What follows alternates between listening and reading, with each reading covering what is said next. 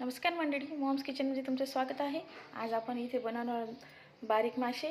एकदम ताजे ताजे आणि छान असे मासे आले होते। हे बघा, मी त्यांना चांगलं स्वच्छ पाण्याने धुवून आणि पाण्यात टाकून ठेवलं आहे। तर चला तर मग रेसिपी सुरू करूया। मी इथे वाटणसाठी घेतले आहे कच्चे धने, मीठ, हळद, कांदा लसूण मसाला, मिरची, लसूण आणि थोडीशी कोथिंबीर। तर चला मग आपण आता वाटण तयार करून घेऊया।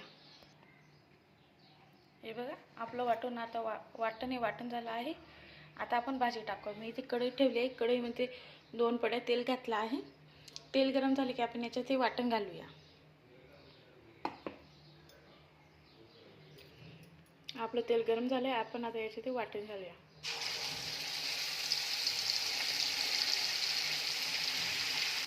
हे बघा, आता आपण मसाला चांगला परतून घेऊया 1-2 मिनिटं।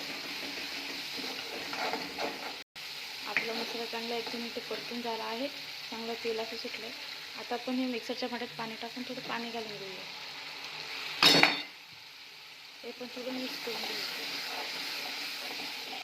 हे बघा, भाजीला कसं तेल आलं आहे। आता आपण याच्यात ते बारीक मासे टाकून घेऊया।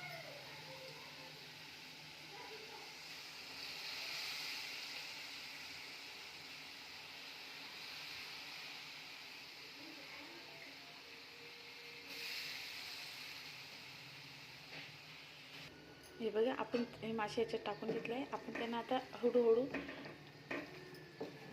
चांगलं परतून घेऊया। हळूहळू केलं तर जास्त केलं तर त्यांना ते हे होऊन जातं। आता आपण जेवढं पाणी लागेल याच्यात आपण तेवढं पाणी घालूया। हे बघा, मला जेवढा रस्सा पाहिजे आहे तेवढा मी टाकत आहे पाणी।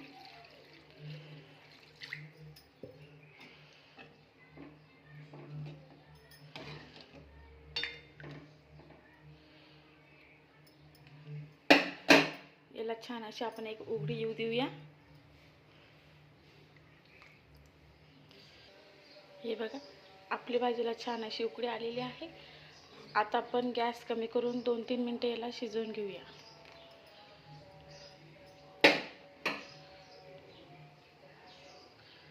मग गॅस इथे कमी केला आहे।